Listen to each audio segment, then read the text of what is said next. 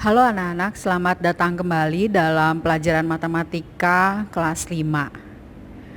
Dalam video pembelajaran kali ini, kita akan belajar mengingat kembali tentang bilangan desimal. Kalian sudah belajar mengenai bilangan desimal waktu di kelas 4. Nah, sekarang kita review sedikit tentang bilangan desimal. Bilangan desimal itu adalah sebuah bilangan yang di antara angka-angka pembangunnya itu ada koma atau ada pemisahnya, yaitu koma. Kita lihat contohnya di sini 24,135. Nah, pengucapan yang benar dari sebuah bilangan desimal adalah 24,135. Bukan 24,135, itu salah. Jadi pengucapan yang benar adalah 24,135. Artinya 24 ini adalah bilangan cacahnya. Nah, setelah koma itu adalah 135, jadi koma 135. 1, 3, dan 5 ini merupakan pecahan. Nah, antara bilangan cacah dan pecahannya dipisahkan dengan tanda koma. Angka 2 di sini merupakan bilangan puluhan. Jadi 2 memiliki nilai tempat puluhan. Nah, nilainya adalah 20. 4 ini adalah satuan. Nilainya adalah 4. Nah, setelah satuan, kemudian ada tanda koma. Inilah yang memisahkan bilangan cacahnya dengan pecahan. Nah, setelah koma ini, maka ada angka 1. 1 ini adalah persepuluhan. Jadi nilai tempat angka 1 ini adalah persepuluhan. Nah, persepuluhan artinya per 10. Kalau di sini angkanya 1, berarti nilainya adalah 1/10. Jadi dari namanya saja sudah persepuluhan, artinya per 10. Kemudian angka 3 ini adalah per seratusan. Kalau dilihat dari namanya per seratusan, ada kata 100. Nah, jadi nilainya adalah per 100. Kalau di sini angkanya 3, berarti 3/100. Kemudian angka 5 ini merupakan per seribuan. Nah, per seribuan, 1000 berarti per 1000. Di sini angkanya 5, berarti nilainya adalah 5/1000.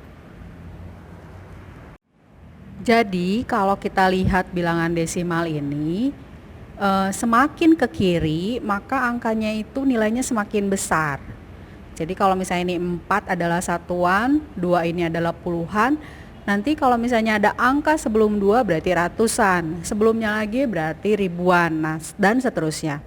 Semakin ke kiri nilainya semakin besar, semakin ke kanan nilainya akan semakin kecil. Jadi kalau setelah koma ini pasti nilai tempatnya adalah persepuluhan.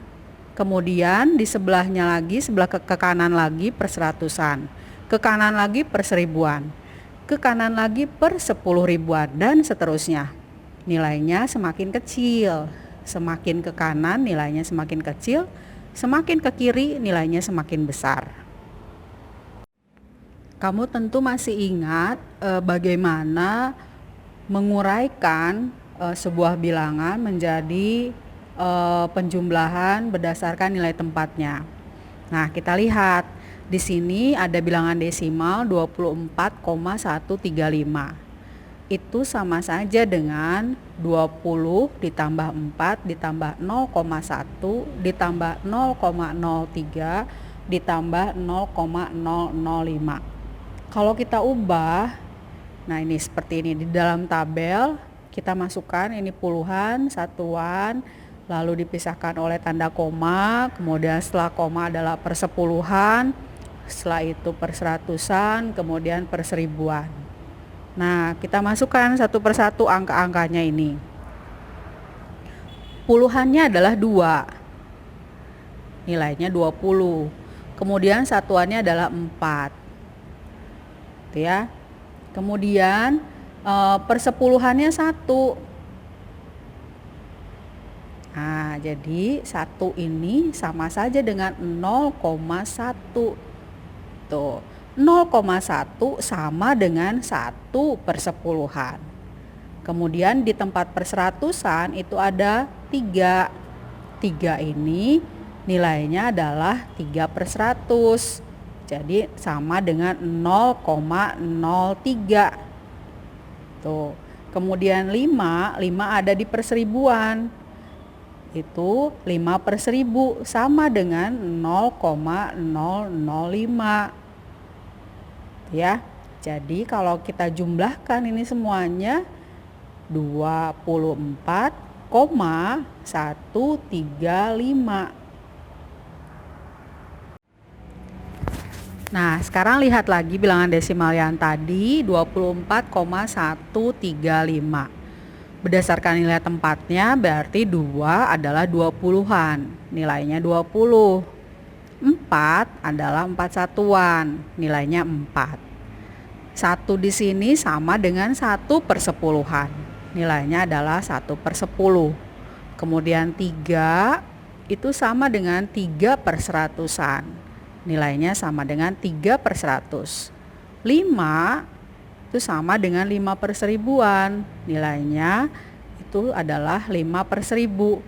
Kalau di sini 1/10 sama dengan 1/10, kalau kita lihat slide sebelumnya itu 1/10 sama dengan 0,1. Nah, 3/100-an itu sama dengan 3/100, sama juga dengan 0,03. Nah, ini yang 5/1000 itu sama dengan 0,005.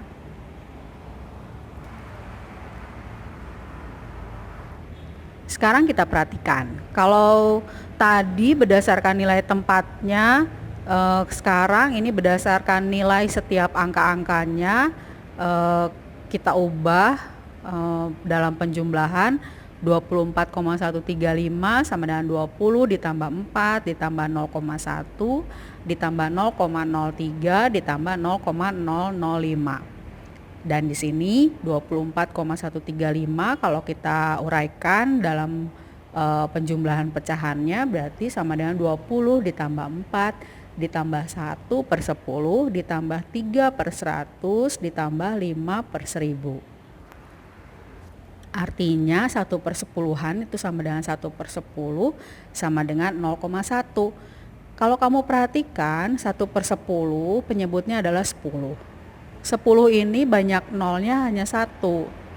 Nah, artinya kalau diubah ke dalam pecahan desimal, maka angka setelah komanya hanya ada 1. Ya, artinya hanya ada 1 buah. Sama dengan banyak nol dalam 10 ini. Jadi ini 0,1. Angka setelah koma banyaknya ada 1. Ya, ada 1 buah yaitu 1. Nah, 3/100-an itu sama dengan 3/100 dalam pecahan. Diubah ke desimalnya menjadi 0,03. Kalau kita lihat penyebutnya adalah 100. 100 itu nolnya banyaknya ada 2. Jadi ada 2 nol di dalam 100. Ada 2 angka 0. Berarti angka setelah komanya juga ada 2, yaitu 0 dan 3. Ya, 0 dan 3 ada 2 angka setelah koma.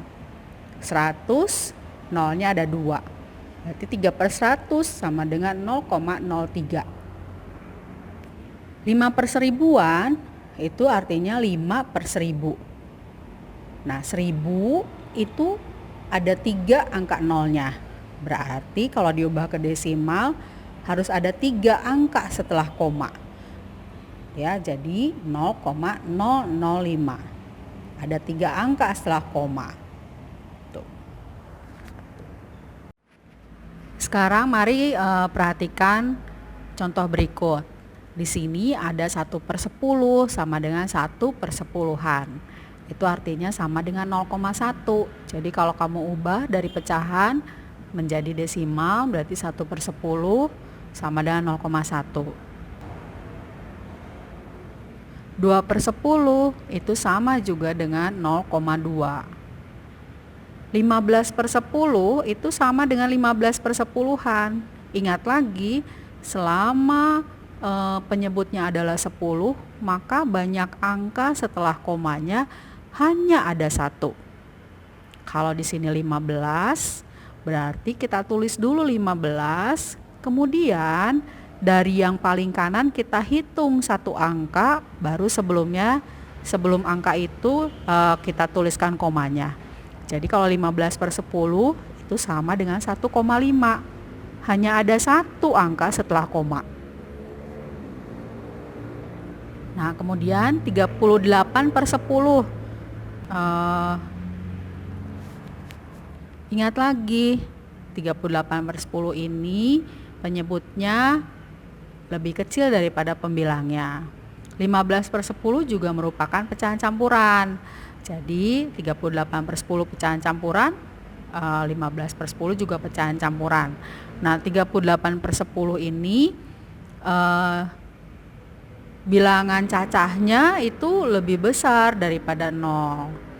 Jadi 38 per 10 sama dengan 3,8. Jadi selama dia per 10 atau penyebutnya 10, maka banyak angka setelah komanya hanya ada 1. Bagaimana kalau 276 per 10? Nah, 276 per 10-an.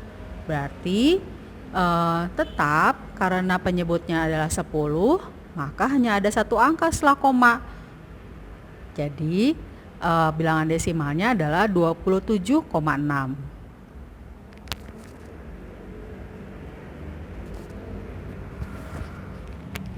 Sekarang mari kita lihat contoh yang perseratusan.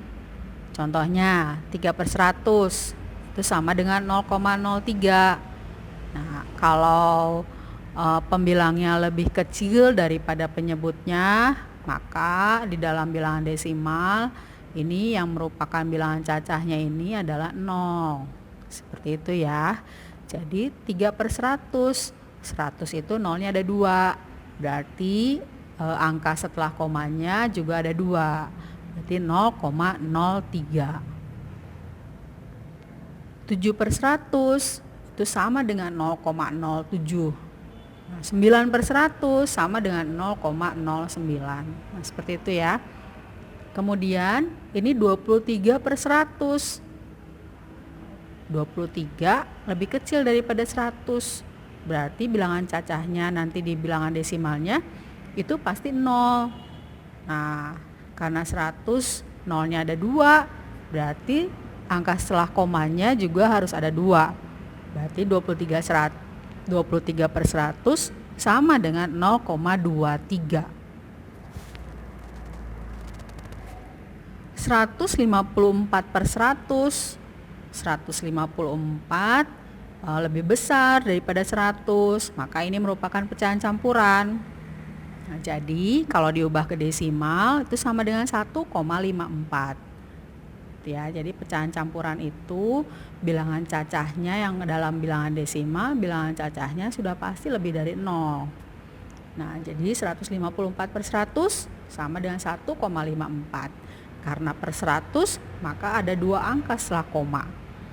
Kemudian 2089 per 100. Nah, jadi kita pisahkan 2 angka setelah koma, sama dengan 20,89. Jadi 2089 per 100 sama dengan 20,89. Sekarang mari kita lihat contoh yang per seribuan.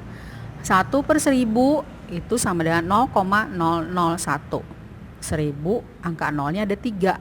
Berarti bilangan desimalnya ada 3 angka setelah koma. Jadi 0,001. Kalau misalnya 5 per 1000, 5 per 1000 berarti 0,005. Kalau 2 per 1000 berarti 0,002. Seperti itu ya. Kemudian bagaimana kalau 23 per 1000? Nah, berarti tetap harus ada 3 angka setelah koma. Jadi 23 per 1000 sama dengan 0,023. Kalau 10 per 1000 itu bagaimana? Itu sama dengan 0,010. Kalau 11 per 1000 0,011. Seperti itu ya anak-anak. Kemudian 456 per 1000. Ingat lagi, per 1000 berarti ada 3 angka setelah koma. Jadi sama aja dengan 0,456. 125 per 1000 berarti 0,125. Nah, kemudian berapa bilangan desimal dari 7268 per 1000? Tetap harus ada 3 angka setelah koma.